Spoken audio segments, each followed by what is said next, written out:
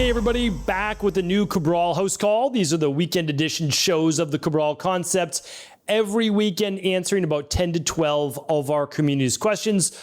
You can write in yourself if you'd like, if you have a health, wellness, anti-aging, longevity-based question, fitness, anything of that realm. I'd love to be able to do my part, some small part in helping you back on that healing journey or taking your best to an even better level. You can find that at stephencabral.com/askcabral. It takes just about 8 to 12 weeks to get your question answered. We are now, let's see the date that we are on today. If you want to follow along with today's show, head on over to stephencabral.com/2969. This is published on March 23rd, and today we're answering questions from the very end of January. That means we are about 8 weeks behind getting to your questions. It's been as long as 13 weeks, and then I think as short as 6 weeks. So just letting you know, if you're asked your question, just write down the date you submitted your question. If it was before January, it's already up there. It's already published. We don't edit these questions in any way, shape, or form. And you can find those at stephencabral.com/podcast. All right, let's dive right into the show. Let's see what people are asking. As you know, I can't provide any medical advice, medical treatment plans, medical cures, or medical diagnosis, nor do I do any prep for the show, but I do have 25 years and many hundreds of thousands of appointments completed that I try to rely on, that I try to share with you that experience. All right, so Anonymous says, "Hi, Dr. Brawl. What are the possible reasons for a person never dreaming while sleeping? Have you ever seen or heard of this? Could it be a nervous system issue? Maybe a result of some kind of trauma? This person would insist there has never been any sort of trauma. Maybe it's not an issue at all, and there's just a portion of the population who don't dream. I find it very strange as I dream every night very vividly. Looking forward to hearing your experience with this. Thanks." Okay. So I have actually spoken with a number of sleep doctors, and I've also read quite a bit of literature on sleep. Basically, everybody does dream. Those that don't, there can be an issue. And so we dream through all stages of sleep. So light sleep. So if you go to my podcast on different stages of sleep, you'll see the different stages of sleep. There are 4, sometimes there's debatable 5, but the one that you want to think about the most is REM-based sleep. So here's the nice thing. If you have an Oura Ring, if you have an Apple Watch, if you have a Whoop strap, if you have some type of tracker, you can actually have this client, because it's for you, I mean, not for you, but for a client, have them see their REM sleep. If their REM sleep is very low, which is mainly benefiting brain-based rejuvenation, of course, growth hormone, things like that. But that is when the body goes into more a state of paralysis, and you're kind of sorting through the day's activities and yes, sometimes trauma, things like that. So check it out. Make sure they're getting at least 2 hours of REM sleep, and that is more of the sleep. Now, I will say this. Some people are jolted out of the REM sleep or come out of the REM sleep a little faster, and they can remember more of their dreams. That is true, especially if you set an alarm clock. Some people that come out of REM much slower and kind of move through stage 4 and 3 and 2 and then 1, they may not remember their dreams, but certainly, as a lot of sleep-based scientists will share with you, if you were to hook their brainwave activity up to a monitor while they were sleeping, they would show dreams taking place. Hopefully that was helpful. Katie's up next. "Hi, Dr. Brawl. Could you please help with some advice for my teen son's acne?" By the way, things always come to me as I close the question. So Anonymous, just remember that I have a ton of free podcasts on sleep. Just go to stephencabral.com/podcasts, scroll through the images, find the one on sleep, click on it. You'll have all sorts of ways to improve REM sleep, improve deep sleep, etc. Okay. Katie's up next. "Hi, Dr. Brawl. Could you please help with some advice for my teen's son's acne? After seeing a naturopath, he has been off sugar, dairy, and processed foods for 4 months with not much to change. He currently takes zinc and a probiotic, does clay masks. The only option he has been given from his general practitioners is 3 to 6 months of antibiotics and Accutane, which we want to avoid due to the side effects and long-term damage. As well as the pimples, he has a lot of scarring and he's only 14. Thank you for your time and we appreciate it." Yeah, happy to help, Katie. So as you probably know from my story, at 14 years old, I was put on antibiotics for acne. And I was on antibiotics for Well, forever. They only took me off when my whole immune system shut down at 17 years old. So that wasn't good. It destroyed my gut health. It destroyed my immune system, and it led to massive health challenges. So that's obviously not the answer. I have a lot of shows on acne. I would love you to search those at stevencabral.com/podcasts. If you can't find the ones related to acne, please ask for free at cabralsupportgroup.com. We'll find those for you same day. Okay. Yes, gut-based health can lead to acne. Sugar, imbalanced sugar can lead to acne. There are many other reasons. Overproduction of sebum oil in the skin, dry skin leading to a rebound effect in oil in the skin. Hormones is a big factor. Most likely, not positive, but it could be hormones, or it could be food sensitivities, or it could be gut issues. So if possible, I would love your son to run what is called the Big 5 Labs. It will show omega-6s to omega-3s. It will show any candida yeast overgrowth, bacterial overgrowth in the gut. It will also show hormones, maybe high levels of estrogen, possible, okay? And then it will also show food sensitivities and any mineral levels, vitamin deficiencies, as well as heavy metals. That's what I would do. That's kind of looking through all your bases and can help tremendously. I agree with the naturopath, the sugar, the dairy, the processed foods. I totally get it. Haven't seen the results from that, and it's hard as a 14-year-old. The zinc is not a bad idea. However, zinc can lead to increased testosterone production, and if that's already a thing, then we don't necessarily want to go high zinc. Zinc is still good, but not high zinc. We want to balance that with copper, which is also needed for the skin. And we wouldn't add a probiotic if there's bacterial overgrowth in the gut. So, but a probiotic is usually a good idea. I'm not saying that it's not. Clay masks can be a very good idea. So that's what I recommend because we're trying to get to the bottom of it, okay? Lindsay's up next. I'd love to hear your thoughts on a shortened follicular phase. This is something I've been struggling with for at least 7 to 8 years. I wear an Oura ring and can clearly tell when I ovulate based on temperature change, vaginal discharge, and middle schmers. I haven't seen that word. I've never heard it pronounced. I've only seen that word like once before, maybe twice. For those who don't know what Mittelschmerz means, I believe it's a German word, but I'm not positive. But it basically means like a pain in the abdomen, like a pain in the belly. That's what I remember it translating to. So for women, it could literally be like ovarian-based pain during ovulation. Okay, thanks for bringing that word back, Lindsay. I haven't seen that forever. I typically bleed for 5 days at the beginning of my cycle and ovulate around day 10, resulting in a 24-day cycle. All right, so let me break this down for people first. Typically, the follicular phase is about 14 days. Typically, the luteal phase is about 14 days. And then we'll have like a kind of middle ground, 12 to 15, 13 to 16, right around that area. We have a higher amount of luteinizing hormone, follicular stimulating hormone. We have ovulation. Okay, so that's typically where it is. So it looks like Lindsay is like 3 days early, at least maybe 4 in ovulation because she's ovulating around day 10 instead of 2, 3, 4 days later. Okay. And it says her luteal phase is 13 to 14 days. Okay, which is normal. So she's got a shorter first phase, which is the follicular phase. And then in November, it says she ovulated only on day 7. So she missed out on like a week of the follicular phase.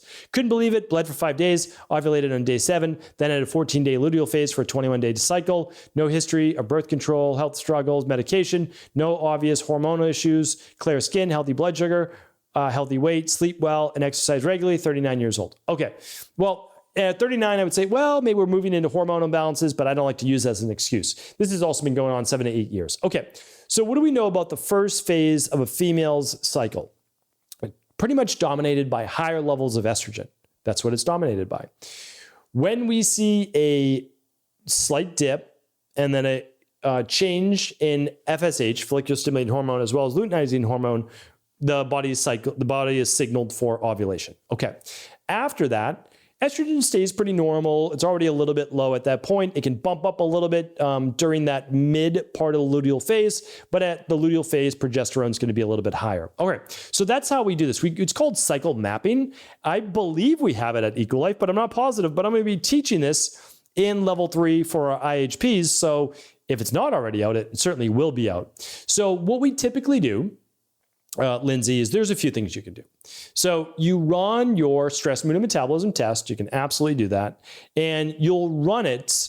If you have normal cycle in the luteal phase, you might actually run this earlier. You might want to say, hey, what's going on with my estrogen on like day 10, right? Or day 9, you can run it. And then if your estrogen is low, which again, I can't give you any diagnosis here, but likely, you might not be thinking about something right now, but likely without doing any other research, could have low estrogen levels. This is quite rare to have a shorter follicular phase, usually shorter luteal phase, the whole cycle is shorter, but it's interesting. I'd love to work on this case. And most likely that's what we would find. So cycle mapping is basically a tube of saliva. There are other ways to do it, but I like the saliva way. Every other day for a 28-day cycle, so you're taking 14 samples. For you, your cycle is 24 days. You would take every other day, and you would do 2 extra. For me, like that's what I would have you do summer and days like 9 and 10. Like, is that estrogen level dropping? And that drop in estrogen, is that then signaling ovulation at that time? Most likely, but that's why I test, because I don't like to guess. I like to test. So that's what I would do. And you can do the stress, mood, and metabolism test. You can also do individual estrogen tubes at stephencabral.com/shop. That just takes you over to EcoLife. It's just an easy name, shop. Takes you over to EcoLife. That's my virtual functional medicine practice. We work with people all over the world. And you can do single estrogen tubes if you'd like. You can do estrogen progesterone tubes. And then with the stress, mood, and metabolism, you can see if there's anything else going on. Or you can do the total cycle mapping. And I'm not sure if that's on there yet. We might call it our fertility test because we help a lot of women with infertility. And that's how we look at your whole cycle. All right. So a lot of information. Hopefully that's helpful. Kelsey's up next. And if you ever want to work with our team, just go to stephencabral.com/health-coaching. And you're able to work with our private team. Or if you want to work with an integrative health practitioner, head on over to integrativehealthpractitioner.org, click on the practitioners tab, and away you go. All right, Kelsey's up. Hi, Dr. Cabral. I have a question about sauna. Is it still beneficial for someone who experiences elevation in blood sugar during or after a session? Thank you. Okay, great question. So when you're in a sauna, it can spike stress hormones, norepinephrine, and then cortisol, and cortisol could lead to the increase in blood sugar. So just make sure it's not tied to food or tied to anything you're consuming before the sauna. If it is the stress of the sauna, here's what I typically recommend. Because if it's a small increase in glucose, I don't really have an issue with that. Like, let's say you go from you're in the sauna and you were like an 82, and then you went to a 92 during or after the sauna. I don't have a problem with that. But if you're going from like 92 to start, that's maybe where you sit at during the day, and then you're at 120, okay, that's a lot of stress on the body. So what do? We may get out when your blood sugar starts to spike if you're using a continuous glucose monitor. All right. So over time, you'll improve your blood sugar, and you'll be able to improve your time on the sauna for sure. Or you do a little less heat so it's not as stressful on the body, and you stay in a little longer. I actually prefer, as long as the person can handle it, there's no blood pressure issues, there's nothing like that, I actually prefer the higher heat, like the normal heat, but a shorter duration. And then every week I might just add 1 minute to the sauna and allow the body to gradually get used to that hermetic response while you're working on your blood sugar or your stress, all right? Hopefully that's helpful. All right, let's get to one more question. This one's from Aaron. Aaron says, I've noticed that I'm more prone to tendonitis and muscle strain as I get older. I try to lift weights 2 to 4 times a week when I'm not injured. I'm interested to hear your thoughts as a physical trainer on how to increase muscle and strength without overstressing tendons. I'm especially interested to hear how you balance the workout advice with the de-stress protocol and supplementation. I try to eat whole food, try to exercise the whole body daily, trying to reduce stress, big problem for me. I'm working on reducing toxins. Worst sleep, my biggest problem I'm working on. Very Vata, anxious, can't take DNS because I'm sensitive to B6, but I do maintain my methylation, vitamin D, magnesium. Healthier now than I've ever been. Appreciate you sharing your knowledge and experience. Thanks. All right, great question, Aaron. I'm always happy to help. So you read the rain barrel effect. You read about the de-stress protocol. That's all part of it. For you, I would be worried that you're more catabolic, that you're losing more weight. That's what I'm worried about. So I need to make sure that you're getting enough protein in your diet. So about half your body weight in grams related to pounds. Weigh 160 pounds, you want to get in at least 80 grams a day. If you do a good amount of weight training, you'll want to increase that number. So like, I can't give you the exact number, but if you're 160 pounds, the lowest you'd probably want to be is 80. And then you'd probably want to go up to 100, maybe even a little bit more. But Vatas actually need a little bit more carbohydrates to balance the high levels of stress hormones, because protein or fat don't buffer stress hormones. Only carbohydrates do. So the carbs are going to give you fuel. It's going to fuel the engine. I would make sure you check out my podcasts on how to reduce the stress hormones in the body, improve the immune system, improve inflammation. And for people who have that Vata body type, they would want to do a peri-workout smoothie. So you make a smoothie and you drink it during your workout. It would include protein and carbs. Okay, so that's one thing I would do. And the second is I would balance some of your strength workouts with some mobility, yes, but stabilizing exercises like one-legged reaches, one-legged Romanian deadlifts. I would work on one-legged squats to a bench and standing. I would work on one-arm presses, one-arm rows, one-arm vertical presses for a shoulder press. I would work on all of these things to stabilize and strengthen more of the supportive connective tissue and muscles. So anytime you do anything unilateral, that just means one side, then you're actually strengthening more of the tendons and ligaments because there's less stability. So you need to use them more in a imbalanced way, a proprioceptive way to strengthen them. And so you won't be able to use the same weight, but you'll be able to strengthen those muscles, tendons, and ligaments, a lot of the supporting ones. So some days will be unilateral, and some days will be a regular squat and deadlift and chest press, etc., using good form, not overstretching anything, and just making sure that you're graduating, meaning you're gradually moving up in weight, not trying to make too big a jump or do too much volume. You might have to cut back on your volume. All the exercises, everything you're doing might be right, but it might just be too much and you're becoming too inflamed. Hopefully that's helpful. I would, of course, love to be able to answer more for you, so always let us know right back in. Thank you, everybody. Appreciate you tuning into today's show. The questions go by quick. They really do, but that's our time for today's show. I will be back tomorrow answering another 5 to 6 of our community's questions. Thanks so much for being a part of this community.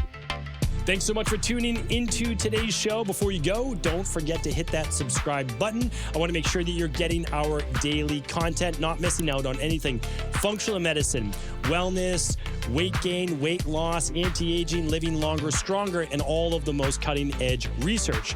And if there's any topics you want to hear, feel free to leave them in the comments below. Take care.